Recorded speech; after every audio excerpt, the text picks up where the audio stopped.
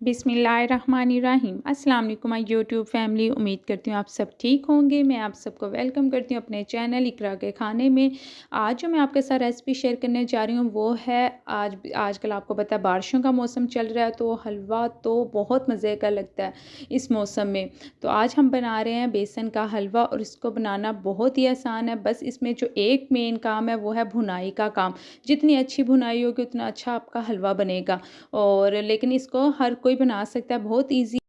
तो यहाँ पे मैंने जो बेसन लिया है इसकी जो क्वांटिटी आपको मैं बता देती हूँ, या आपको प्याला नज़र आ रहा होगा एक प्याला, लेकिन चम्मच के अकॉर्डिंग देखें तो यहाँ पे मैंने 10 चम्मच, ये जो चम्मच आपको दिखाया 10 चम्मच के करीब लिया है। और जो चीनी है वो मेरे 6 चम्मच के करीब मैंने लिया है।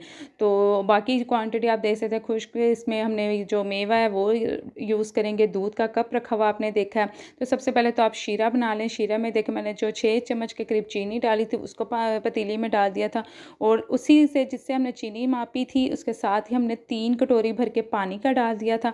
अब बस आपने इसको सिंपल आपने चूल्हे पे चढ़ा देना और चीनी मिक्स करनी है। आपने कोई एक तार का शीरा नहीं बनाना, बस हमने इसको चीनी को इसके अंदर हल करना है। जब तक शीरा बन रहा था तो साथ ही आपने जब चीनी मिक्स हो जाए तो आपने उसको बंद करके साइड पे कर देना है।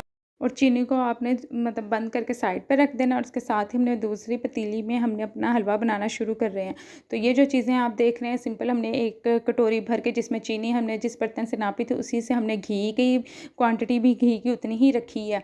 इस हलवे में सूजी के हलवे में घी कम जाता है, इसमें ज़रा घी थोड़ा ज़्यादा जाता है।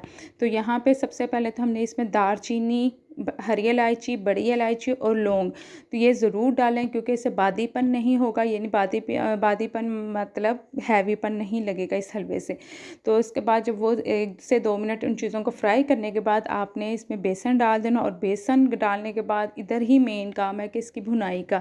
जितनी अच्छी भुनाई होगी उतना ही अच्छा आपका हलवा बनेगा। इससे बेसन का कच्चापन भी दूर होगा। आपने इसकी भुनाई लगभग 20 मिनट तक लो फ्लेम पर इसको इतने अच्छे से इसकी भुनाई करनी है कि इसका कलर जो है वो थोड़ा सा ब्राउन की तरफ जाना शुरू हो जाए। तो ये थोड़ा सा टाइम टेकिंग इधर काम है। तो लेकिन ये है कि 20 मिनट आप कुछ और भी काम कर सकते हैं। शीरा हमारा बन चुका था, उसको हमने बिल्कुल साइड पे कर दिया, वो ठंडा भी हो चुका है। तो आपने बस यहाँ पे देखें कि 20 मिनट बाद इसकी शक्ल चेक करें कि बहुत अच्छे से इसका कलर भी हमारा यहाँ पे चेंज हो चुका था। तो बस इधर ही आपने अपने जो मेवा जाता है वो डाल दें। यहाँ पे मैंने बादाम के जो स्लाइस है वो डाले, साथ ही मैंने किशमिश डाल दी थी। किशमिश डाल के आपने ज़्यादा देर पकाना नहीं है, जस्ट 1 से 2 मिनट यानी 1 से 2 मिनट तक आपने इसको थोड़ी देर पका लेना है। और इसको भी इसके साथ भुनाई कर लेनी मेवे की। तो इतनी सी देर में किशमिश को कुछ भी नहीं होगा। साथ ही आपने 1 कप जो दूध रखा था, यानी जितनी आपने चीनी ली है उतना ही हमने दूध लेना है। यहाँ पे मैं खुले दूध का इस्तेमाल कर रही थी। अगर आप पैकेट वाला दूध इस्तेमाल करना चाहते हो तो और इसका टेस्ट बहुत मज़े का आने वाला है, यानी ओल पर दूध आप डालेंगे तो इसका टेस्ट इससे भी 100 गुना बढ़कर आपको महसूस होगा। तो खैर यहाँ पे खुले दूध का इस्तेमाल मैंने किया, ये भी बहुत अच्छा रहा था। दूध डालने के बाद चूल्हा यहाँ पे ऑन ही रखना है और इन सब चीज़ों को आपने मिक्स कर देना है। तो जब यहाँ पे देखें 1 से 2 मिनट आपने बस मिक्स करना है, ज़्यादा देर मिक्स नहीं करना। और यहाँ पे आपने अपना जो शीरा बना के रखा हुआ था उसको मैंने अलहदा से बर्तन में डाल लिया था, कि मेरा पहले का ही वो बन के रेडी हो चुका था। इसलिए आप चाहें तो फ़ौरन भी बना सकते हैं जब आप बेसन की भुनाई कर रहे हो। तो यहाँ पे देखें हम शीरे का इस्तेमाल करें, शीरा डालेंगे। शीरा डालने के बाद मैंने वीडियो को बिल्कुल स्किप नहीं किया, ना ही इसको कटिंग किया, कि जिसको जो बिगनर्स है उन्हें भी इजीली समझ आ जाए।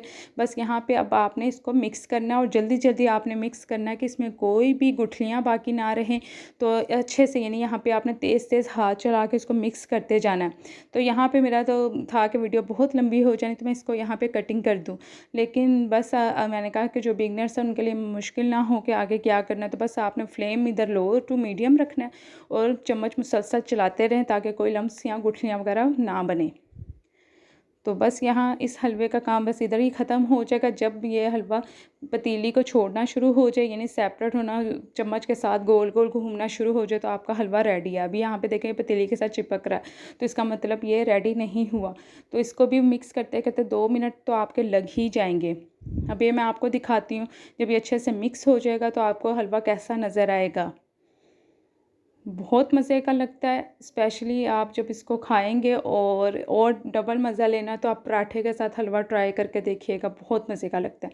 यहाँ पे देखें हलवा हमारा माशाल्लाह से चम्मच के साथ अब यानी कि गो आपको नज़र आ रहा होगा कि पतीली को इसने छोड़ दिया और इजीली ये रेडी होने के करीब है। तो बस इसकी थोड़ी सी भुनाई और करेंगे। यहाँ पे रेडी हो चुका था, बस इधर हम आपको डिश आउट करते। तो यहाँ पे मैंने इसे डिश आउट कर रही थी।